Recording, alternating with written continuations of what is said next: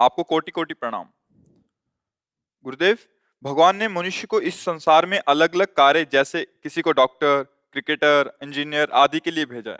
तो हमें कैसे ज्ञात हो कि भगवान ने हमें उसी मार्ग के लिए चुना है जिस पर हम अभी चल रहे हैं? गुरुदेव, कृपया मार्गदर्शन करें। वैसे बच्चा, ये तो कर्म के अनुसार निश्चित है, इसे भगवान ने नहीं भेजा है। पूर्व के हमारे कर्म, हमारा निश्चय पहले ही हो चुका है। भगवान की तरफ से मानव देह केवल भगवत प्राप्ति के लिए मिला है। कर्म के अनुसार बहुत पढ़ा लिखा आदमी भी गरीब और बिना किसी व्यापार आदि के भी बहुत निम्न स्थिति में देखा गया, और बहुत ग्रेजुएट पढ़े लिखे, उसने कर्म तो बहुत बढ़िया किया, पढ़ाई एक तरह, लेकिन पूर्व का उसका कर्म बिगड़ा हुआ, तो उसको कोई उन्नति का चांस नहीं दे रहा है। और ऐसे भी देखे गए कि कोई ग्रेजुएट नहीं है, ना रूप के हैं, ना रंग के हैं, ना ढंग के हैं, और वीआईपी व्यवस्थाएं हैं, सैकड़ों नौकर चाकर सब, मतलब उसको बेच आवे बाजार में। ऐसे लोग हैं, उनको खाने को नहीं है। वो इतना मंद बुद्धि का होते हुए भी ऐसे ऐश्वर्य का भोग रहा है। इसमें कर्म प्रधानता होती है। मनुष्य को भगवान ने भेजा है केवल केवल भजन करके भगवान की प्राप्ति कर ले। ये कर्म साइड है, मुख्य है उद्देश्य भगवत तत्व का ज्ञान हो जाना, भगवत प्राप्ति हो जाना। बस इस बात को संसारिक जन नहीं जानते। जैसे बच्चा, तुम बहुत पढ़ लिख करके आखिरी पढ़ाई जिसे कही जाती हो पढ़ लो, बहुत अच्छे पद पे चले जाओ, बहुत रुपया पैसा कमा लो, खूब भोग भोग लो, पर शरीर तो छूटेगा ना एक दिन। ये पता है ना तुम्हें? शरीर छूटेगा ना। जब छूटेगा तो फिर नया जन्म होगा, फिर तुम्हें नए से पढ़ना पड़ेगा, काखा गा घांगा, सारी पढ़ाई बेकार, फिर नए से रुपया कमाना पड़ेगा, फिर नए से सुख सामग्री एकत्रित करनी पड़ेगी, फिर भोगो, फिर मरो, फिर नए से फिर शुरू। ये एक बार नहीं हुआ, करोड़ों बार हो गया है। अभी पहली बार थोड़ी आप आए हो, करोड़ों बार आज। अब की बार हमको ऐसा पढ़ाई पढ़नी है कि जहां से रुके वहीं से शुरू हो। वो है भजन।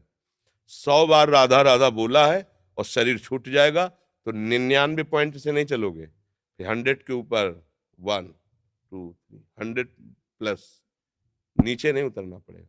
अगर आपको थोड़ा ज्ञान हुआ है तो मरने के बाद जब दूसरा जन्म होगा उसी ज्ञान से, तभी देखा जाता बालक होते हुए बड़ी बड़ी भागवतिक बुद्धि, उसका पूरा खजाना जमा है। बच्चा, जीवन का लाभ है कि राधा राधा बोलो और मन में रखो कि प्रभु मुझे ऐसा ज्ञान दो जिससे मैं आपको प्राप्त कर सकूं, और आपके इस सृष्टि में जो कर्म के अनुसार मुझे सेवा मिले उसे आपकी सेवा मान करके करूं। बस, भगवान किसी को सुख या दुख कभी नहीं देते। आप सोचो, यहीं से हम तुम्हें उदाहरण देते हैं। हमारे देश के प्रधानमंत्री का उद्देश्य क्या है? मेरा पूरा भारत सुखी रहे। कोई भी बैठे उस पद पे, हम नाम किसी का संबोधन करके नहीं, उस पद का भाव क्या है? पिता की तरह पूरे देश की प्रजा का हित करना, पालन करना। अब उसी उसी पद से बनाए हुए कानून में फांसी की भी सजा है, 20 साल की सजा वहीं से पास हुआ है। जबकि वहां का मुख्य उद्देश्य है तुम्हें सदैव सुखी रखना, बाहर भीतर कहीं कोई आक्रमण ऐसा ना हो पाए कि तुम्हें दुख पहुंचे। पर तुमने ऐसे कर्म कर दिए कि संविधान आपको बख्शेगा नहीं। समझ गए ना? ऐसे ही हमारे भगवान कभी किसी को, वो तो नॉर्मल उदाहरण, कहाँ एक प्रकृति के अंश शरीर में फंसा हुआ जीव कोई भी हो, और कहाँ समस्त प्रकृति का ईश्वर परमात्मा। ये कृति है, उसकी रचना है।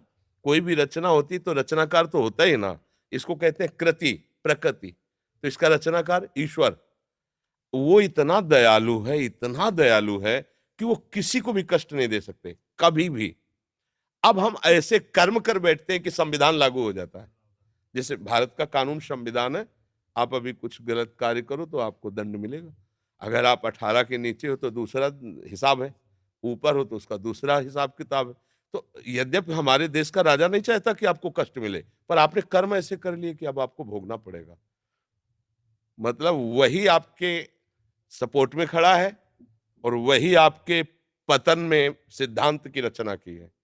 तो कर्म हमारे हमको उन्नति और अवनति कराते हैं, लेकिन उन्नति और अवनति में समान भाव ये भजन दिखलाता है। ये कर्म नहीं दिलाता, भजन। अगर आप भगवत भाव में हो तो आपके अंदर सुख दुखे समय कृत्वा लाभा लाभो जया जयो, जय और पराजय में, सुख और दुख में, लाभ और हानि में समान भाव रहेगा। ये स्थिति आ जाएगी और अब हमारा अगला जन्म ना हो, हम भगवान के पास जाए। जैसे अभी परसों हम कह रहे थे कि लोग कहे हमें भगवान की जरूरत क्या है, हमें नहीं चाहिए भगवत प्राप्ति भाई, हमें नहीं चाहिए तत्व ज्ञान। ठीक है, आप अमेरिका क्यों जाते हैं? अच्छा पैसा मिलेगा। अमेरिका से पास हुआ है, ये हमारे पास बहुत बड़ी हाँ सर्टिफिकेट है। और हमारा जीवन सुखमय रहे ना, तो हम अपने माता पिता अपने देश को छोड़कर दूसरे देश में किस लिए जाते हैं? सुख के लिए। तो हम ऐसे देश का परिचय दे रहे हैं जहां दुख का प्रवेश ही नहीं है, मृत्यु का प्रवेश नहीं है, अशांति नहीं है। बोलो कितना सुख होगा जब मरने का भय नहीं। अभी आप कुछ भी करो मरने का भय लगा है, सुंदर सुंदर सब कुछ मिला है लेकिन सब छूट जाएगा, हम मर जाएंगे। चाहे जितना घी पिए मर जाएंगे, चाहे जितना बैंक बैलेंस हो मर जाएंगे, चाहे जितनी सुंदर पत्नी हो, पति हो, पुत्र, सब छूट जाएगा। धोखे का खेल है कि नहीं? ऐसा एक देश है भगवान का धाम, जहाँ प्रियाजू लालजू विराजमान। वहां न मरना है, न बिछुड़ना है, न कमाया है, न परिवर्तन है, चिदानंद धाम। तो भैया सुख के लिए जैसे हम विदेश जाने की तैयारी करते हैं, ऐसे महासुख के लिए हम निकुंज देश जाने की तैयारी करें। वृंदावन धाम चिदानंद, भाई रामोपासक है अवध धाम साकेतपुरी, शिव उपासक है कैलाश धाम। भगवान अपने धाम में बुलाकर जीव को कृतकृत्य कर देते हैं। इसलिए बच्चा पढ़ो लिखो, कर्म के अनुसार जो उन्नति अवनति मिले उसमें समान भाव रखते हुए नाम जप करो तो जीवन का लाभ मिल जाएगा। अभी बच्चे हो शायद हमारी बात ना समझ पा रहे हो, कुछ तो